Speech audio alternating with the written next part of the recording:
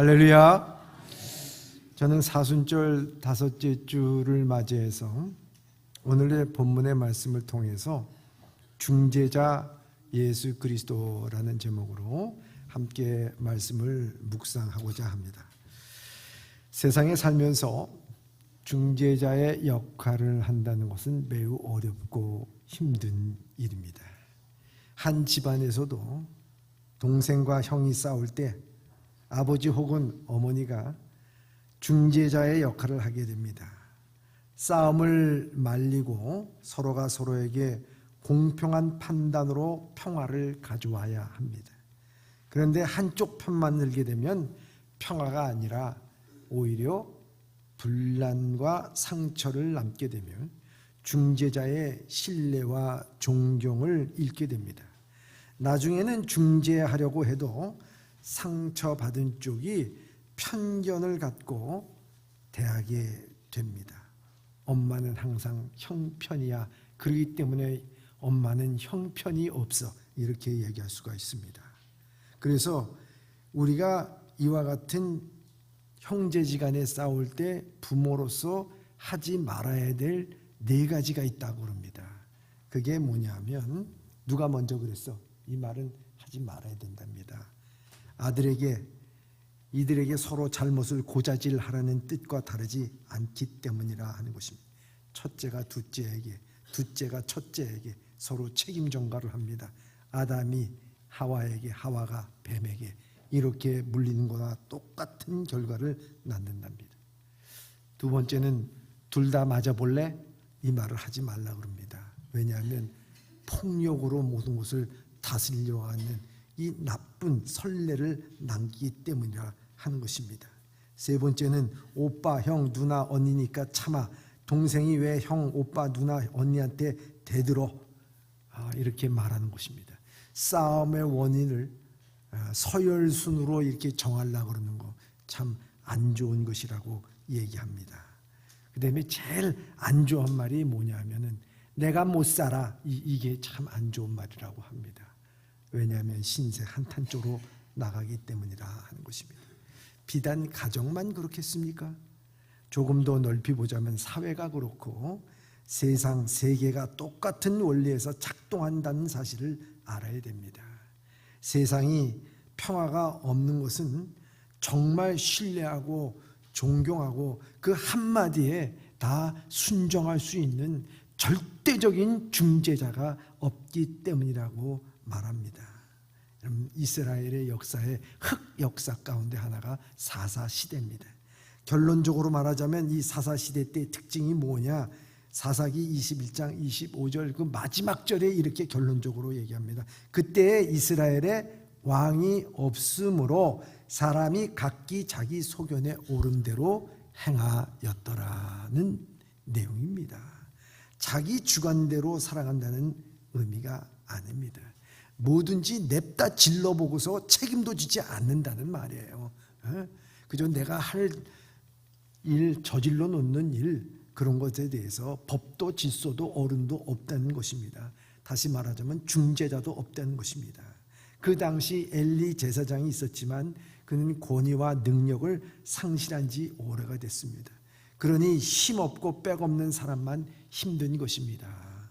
오늘 본문의 말씀에도 하나님은 이스라엘 백성들을 보시며 중재자가 없음을 보시고 이상히 여기셨다 이렇게 말씀하고 있습니다. 오늘 이사야서 59장 15절 하반절과 16절 상반절을 다시 한번 보도록 하겠습니다. 시작. 여호와께서 이를 살피시고 그의 정의가 없는 것을 기뻐하지 아니하시고 사람이 없음을 보시며 중재자가 없음을 이상히 여기셨으므로. 아멘. 저는 여기 사람이 없음을 보시고 중재자가 없음을 이상히 여기셨다는 것에 밑줄을 그어봤습니다. 하나님은 이스라엘에 정의가 없는 것을 매우 안타깝게 여기셨습니다. 중재자가 없잖아요. 왜 중재자가 없을까? 중재자가 없는 세상은 어떤 세상일까? 정의가 없는 세상이 됐다는 것이죠. 이 정의가 없는 세상을 이사야 선지자는 이사야서 그 앞에 40장에서부터 계속해서 이 사회를 신랄하게 고발하고 있는데 그 10절 앞에 절의 10절과 11절에 보면 그 상황을 알 수가 있습니다. 제가 새 번역으로 읽어보면 이렇습니다. 우리는 앞을 못 보는 사람처럼 담을 더듬고 눈먼 사람처럼 더듬고 다닌다. 대낮에도 우리는 밤길을 걸을 때처럼 넘어지니 몸이 건강하다고 하나 죽은 사람이나 다를 바가 없다. 우리는 모두가 곰처럼 부르짖고 비둘기처럼 슬피 울며 공평을 바라지만 공평이 없고 구원을 바라지만 그 구원이 우리에게서 멀다. 주님, 주님께 지은 우리의 죄가 매우 많습니다. 우리의 죄를 우리를 고발합니다. 우리가 지은 죄를 우리가 발뺌할 수 없으며 우리의 죄를 우리가 잘 압니다. 라는 내용입니다. 세 구절로서 다 표현할 수 없지만 이 세 구절에서 나타난 그 내용이 뭡니까? 낮에도 더듬고 댕긴다는 거예요. 촉각으로 육감으로 살아가는 것입니다. 감각에 의지해서 살아가는 것입니다. 곰처럼 부르짖습니다. 비둘기처럼 슬피 웁니다. 왜요? 구원이 멀고 정의가 없기 때문입니다. 세상에는요, 피해자만 있을 뿐입니다. 이런 세상에 더욱더 절망적인 것은 희망이 보이지 않는 거예요. 사람이 조금의 희망도 보이면 살아가요. 지금 이 상황을 보면 아예 희망이 보이지 않는 것입니다. 그래서 구원이 우리에게 멀다고 말합니다. 그들은 하나님 앞에서 자신들의 죄가 많다고 가슴을 칩니다. 오늘도 여러분들은 이 세상을 보면서 무슨 느낌이 듭니까? 희망이 있어 보입니까? 소망이 있어 보입니까? 이 세상을 보면서 여러분들 희망을 느끼시냐 하는 것입니다. 희망이 사라진 세상의 특징이 뭡니까? 사회적 온정의 상실과 삭막함이 있습니다. 미래에 대한 기대를 할 수 없는 절망적인 상태에서 타인에 대한 배려, 신뢰가 사라집니다. 온정이 없는 사막화가 되어 서로 경쟁과 위협의 대상이 될 뿐입니다. 냉담한 사회가 됩니다. 생존 외에는 다른 가치는 포기하는 거예요. 살고 보자, 이게 우선이요. 뭐 내가 먹고 사는 데 있어서 다른 가치, 도덕, 뭐 윤리, 뭐 양심, 이건 개나 물어가줘라. 이런 마음을 품게 되는 것입니다. 무기력과 허무주의입니다. 모든 노력이 부질없이 느껴집니다. 허무주의, 해서 뭐해? 그래서 뭐하냐고. 그래서 우리가 뭐 잘 살아 뭐해? 극단주의 사람으로 동력을 잃게 됩니다. 극적인 이념의 갈등과 분열입니다. 상황이 나빠질수록 사람들은 위협이 없는 곳에서도 위협을 찾아내고 자신과 다른 이념을 가진 사람의 적대시하고 분열합니다. 교회 안에서 좌우가 구별이 돼서 서로들 간에 그 말을 못하고 냉담하게 벙어리와 같은 신세가 됩니다. 문명의 붕괴와 자연의 역습입니다. 인류의 활동이 멈추는 세상에서 도시의 기능이 마비되고 자연과 도시의 점령이 되고 인류에 쌓여진 이 모든 구조물이 부식이 되어 폐허가 됩니다.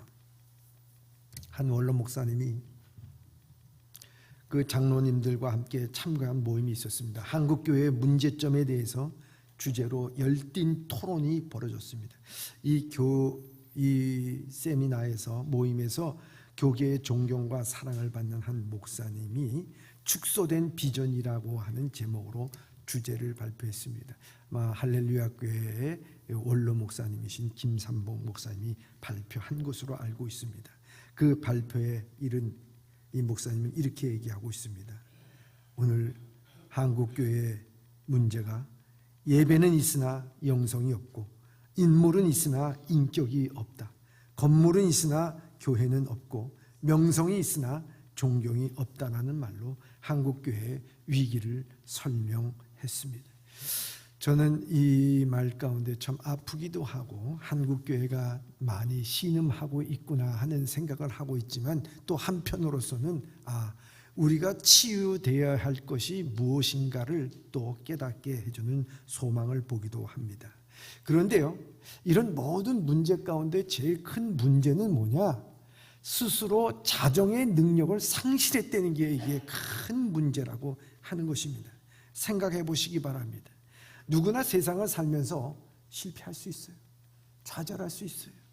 부모 잘못 만나가지고 내가 이렇게 고생한다 할 수도 있어요. 배우자를 잘못 만나가지고 고생한다고 할 수도 있어요. 시대와 상황을 잘못 만나가지고 또 사람에게 배반당하고 속아가지고 이렇게 산다라고 말할 수가 있습니다. 그런데 이런 좌절과 낙심과 패배 속에서요, 그 소용돌이 속에서 자기 자신을 그냥 흘러가는 대로 놔둔다면 어떻게 되겠습니까? 절망의 끝자락에 가게 된다는 것이죠. 절망의 끝자락에 간다는 것이 뭐겠습니까? 뻔한 것 아니겠습니까? 우리는 여기에 좌정의 능력이 있어야 돼요. 스스로 정화시키고 스스로 일어나야 되는 그 힘이 있어야 된다는 것입니다. 하나님, 내가 정말 잘못했습니다. 회개하고 주님 앞에로 가까이 가고, 하나님, 내가 비록 실패했지만 주님과 함께 일어나겠습니다. 공이 바닥을 쳤으면 일어나듯이 다시 일어날 수 있는 자정의 능력, 자신의 그 힘이 있어야 되는 것입니다. 소망은 외부로부터 오는 것이 아니라 내부로부터 오는 것입니다. 이렇게 살 수 없다라고 생각하고 바닥을 박차고 올라가 스스로 정화를 해야 되는데, 이스라엘 백성들은요, 이 스스로 정화, 하나님 앞에서 스스로 정화하는 이 자정의 능력을 상실해 버린 것이 가장 큰 문제였다고 하는 것입니다. 회개를 해야 되는데 안 해요. 그대로 말씀을 들어도 그대로 살아. 그것이 절망이죠. 오늘 자정의 능력을 상실한 이스라엘 백성들에게 하나님은 말씀합니다. 16절의 말씀입니다. 시작. 사람이 없음을 보시며 중재자가 없음을 이상히 여기셨으므로 자기 팔로 스스로 구원을 베푸시며 자기의 공의를 스스로 의지하사. 아멘. 모든 사람들이 자정의 능력이 있는 것은 아닙니다. 하나님의 사람을 통하여 역사하시는 하나님이십니다. 그들 가운데 한 사람의 중재자가 없음을 이상히 여기셨다 그랬어요. 이상히 여기셨다고. 이스라엘 백성들을 이끌어갈 지도자가 없었다는 것입니다.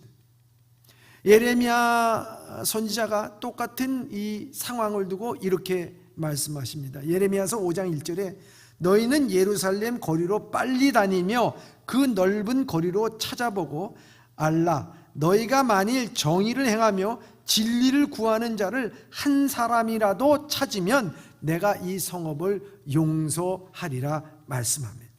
진리와 정의를 행하는 그 한 사람만 있으면 내가 심판하지 않겠다는 거예요. 여러분, 그 시대에 그 한 사람이 없었을까요? 에레미야도 있었고요, 또 이사야도 있었어요. 호세아 선지자도 있었어요. 많은 사람들이 하나님을 부르짖는 사람들이 있었어요. 그런데 거기에 한 사람도 없다라고 말씀합니다. 다시 말하자면 구심점이 없었다는 거예요. 이 백성의 구심점이 누가 되어야 되느냐? 하나님이 되어야 되는데 그 구심점이 없었다는 것입니다.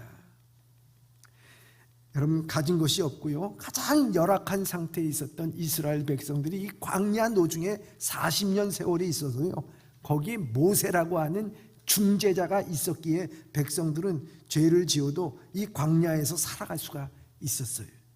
이스라엘 백성들이 아무리 제멋대로 살아도요, 하나님께서 사무엘이라고 하는 한 사람을 세워놓음으로 말미암아 그들이 미스바에서 회개하고 나갈 때 그 구심점이 돼서 하나님께서는 그들을 다시 한번 일으켜 주셨던 것을 볼 수가 있습니다.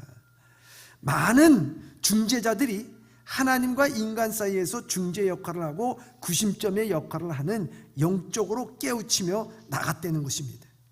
그런데 이제 하나님은 이스라엘 백성들에게 뭐라고 얘기합니까? 중재자가 없음을 이상히 여기셨다라고 말씀하고 있습니다. 그래서 오늘 본문의 말씀에 보면 참 기가 막힌 말씀이 나오는데, 이제 내가 스스로 중재자가 되겠다, 이 말씀을 하시고 있습니다.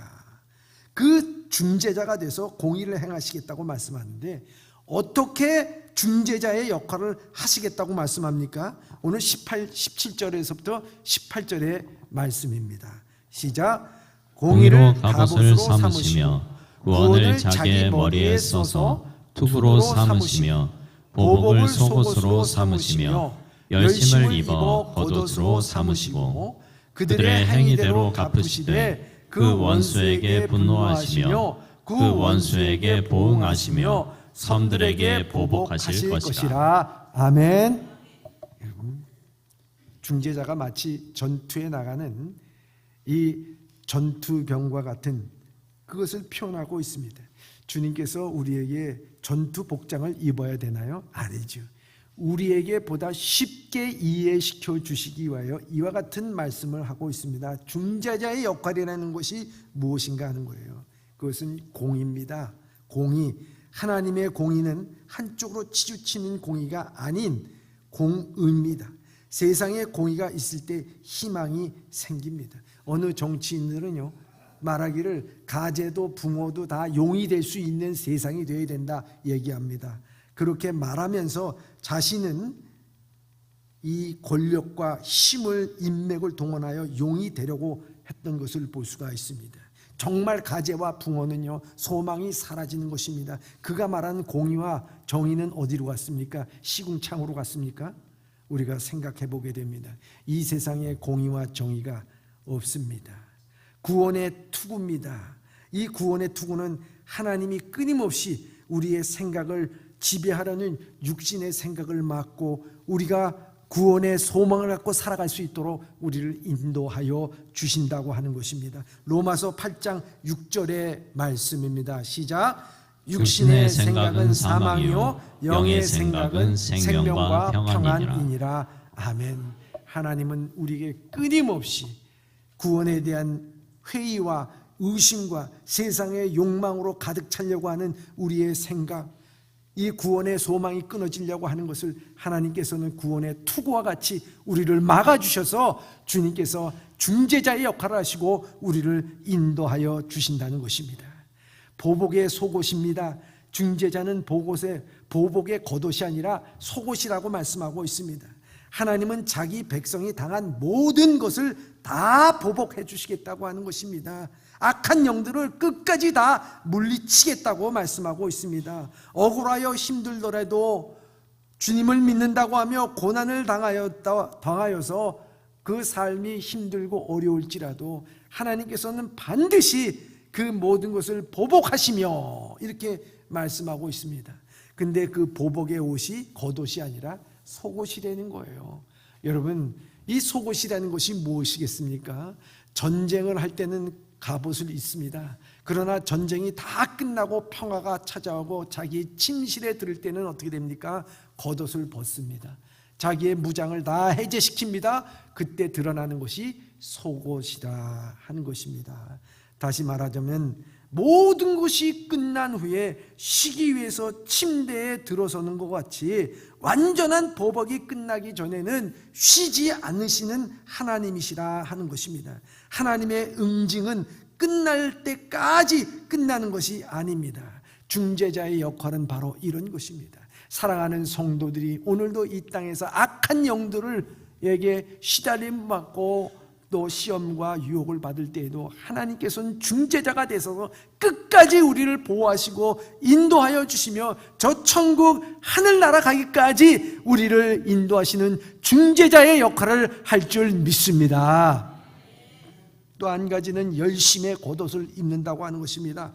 이 겉옷은요, 그 사람의 정체성을 나타내는 거예요. 기술자는 작업복을 입고 의사는 흰 가운을 입습니다. 요리사는요, 모자와 그 요리의 가운을 입습니다.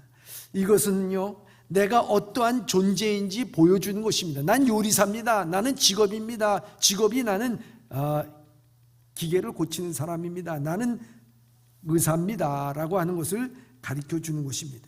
여기에 이 중재자의 옷은 뭐냐? 열심이라는 옷이라는 거예요. 열심이라는 옷입니다. 여러분, 열심이라는 게 뭡니까? 중단하는 것이 아닙니다. 끝까지 인내하고 그 중재가 완성하기까지 현재 진행형이라고 하는 것입니다. 하다 많은 상황이나 여건이 안 돼서 중재하는 것이 아닙니다. 능력이 안 돼서 중재하는 것이 아닙니다. 열심입니다. 우리를 사랑하시되 열심히 사랑하십니다. 그냥 사랑하는 것이 아니에요. 열심히 사랑하는 거예요, 여러분. 인도하는데 그냥 인도하는 게 아니에요. 여러분들을 열심히 인도하는 거예요. 여러분, 그거 아셔야 됩니다. 내가 홀로 있고 힘들고 어렵고 좌절하고 낙심할 때 여러분 혼자인 것 같죠? 아니에요. 하나님은 여러분들 지금도 열심히 여러분들을 인도하시는 하나님인 줄 믿습니다.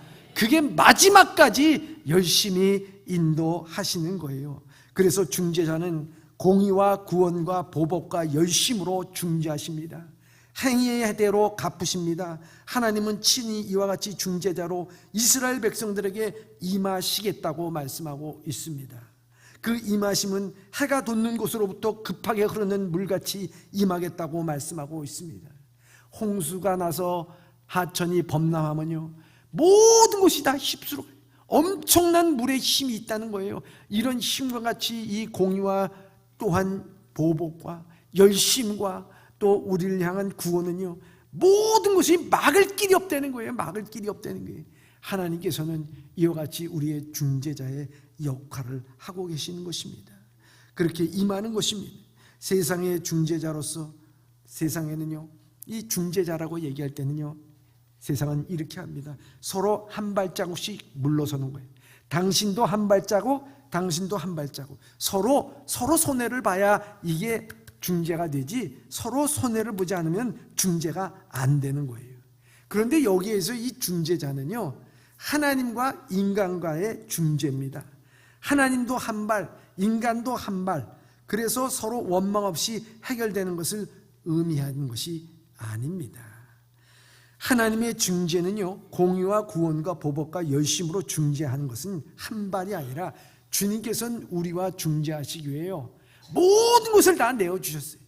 자기의 생명까지도 다 내어주셨다는 거예요. 근데 인간은요, 물러설 길이 없어요. 내가 죄인인데 어디서 더 물러서고 내가 내줄 게 뭐가 있어요? 아무것도 없는 거예요. 물러설 수 없는 인간의 죄인된 인간, 하나님께서는 그것을 중재하시기 위해서 자기 모든 것을 다 내어주셔야 됐다는 거예요.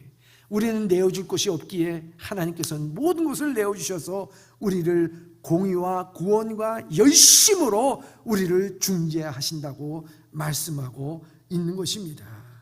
우리의 신앙은 타협이나 협상이 아니에요.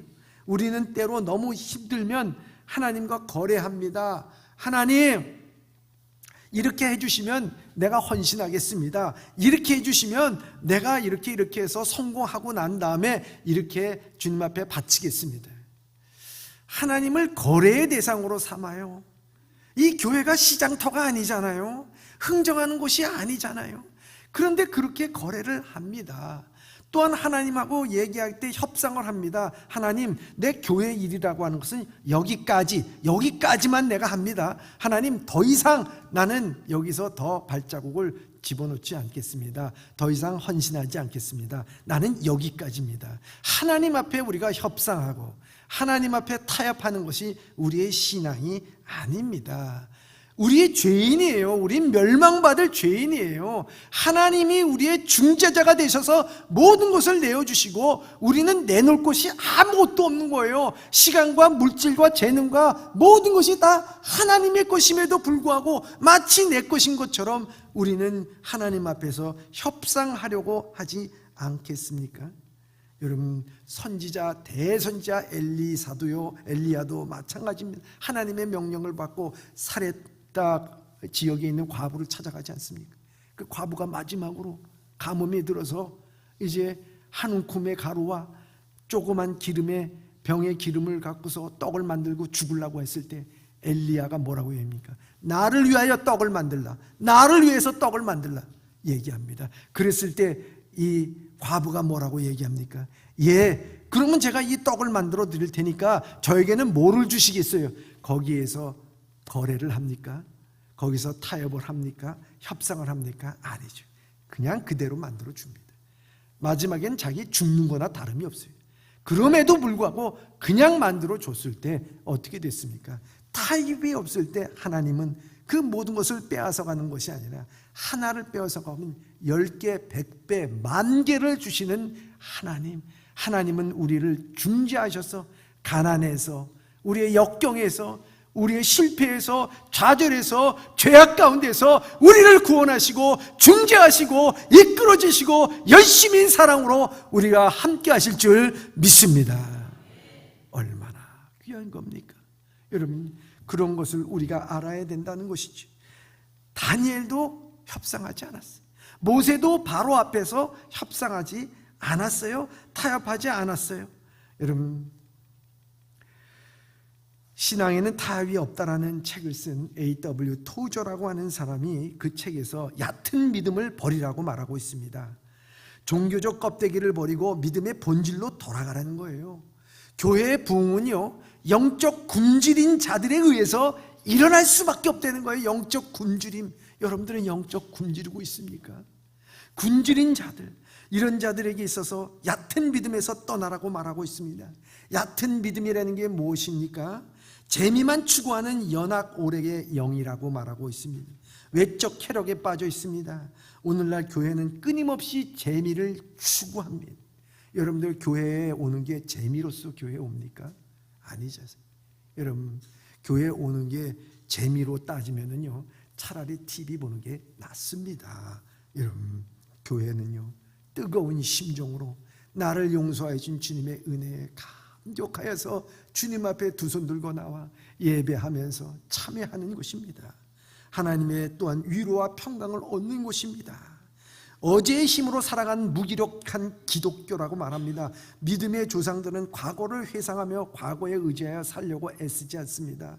과거를 단순히 우리의 나침판으로만 사용하는 거예요. 사랑하는 예범의 성도 여러분, 우리가 예전에 받았던 그 은혜를 갖고 오늘도 그 은혜를 갖다가 계속 녹음기 돌아가듯이, 그 판이 고장나서 계속 돌아가듯이 여러분들을 말하고 있습니까? 편안함을 추구하는 거짓 신앙, 얕은 신앙입니다. 세상으로부터 하나님의 대형품을 찾지 말라고 말씀하고 있습니다. 타협하지 않는 신앙, 협상의 신앙이 아닌 절대적인 하나님이 우리에게 계심을 믿어야 할 것입니다. 오늘 이사야 선지자는 이 절대적인 중재자가 시온에서 임한다고 말씀하고 있습니다. 20절의 말씀입니다. 시작.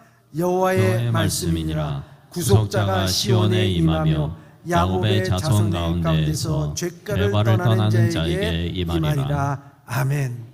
성경은 시온에 대하여 다음과 같이 말하고 있습니다. 이사야서 1장 27절에 보면 시온은 정의를 구속함을 받고 그 돌아온 자들은 공의로 구속함을 받으리라 말씀합니다.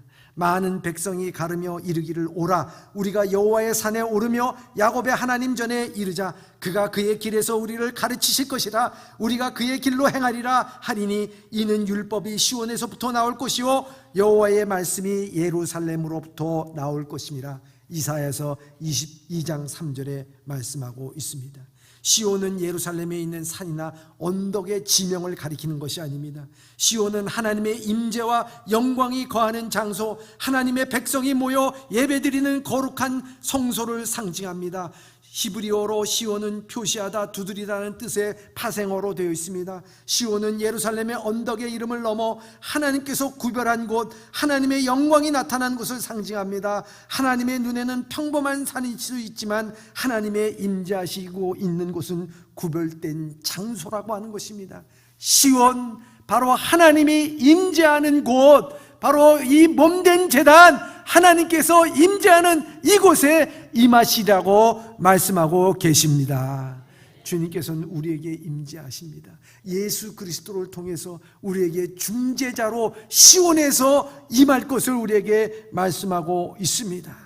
그래서 시편 132편 13절에 여호와께서 시온을 택하시고 자기 처소를 삼으사 하여 이르시기를 이는 내가 영원히 쉴 곳이라 내가 여기 거주할 것을 이들이 원하셨음이로다 말씀하고 있습니다. 예수 그리스도께서 시온산 골고다 언덕에서 모세에 박히셨습니다. 하나님의 영광으로 충만하신 예수 그리스도께서 십자가에 돌아가셨습니다. 누구를 위해서? 나를 위해서. 무엇을 위해서? 나의 죄를 위해서. 나를 어떻게 인도하시라고? 하나님의 영원한 자녀로서 영원한 영생의 길, 저 천국으로 인도하시기 위해서 시온에서 임하셔서 시온에서 나를 위해서 골고다 언덕에서 십자가를 지시고 나를 위해서 죽으셨습니다.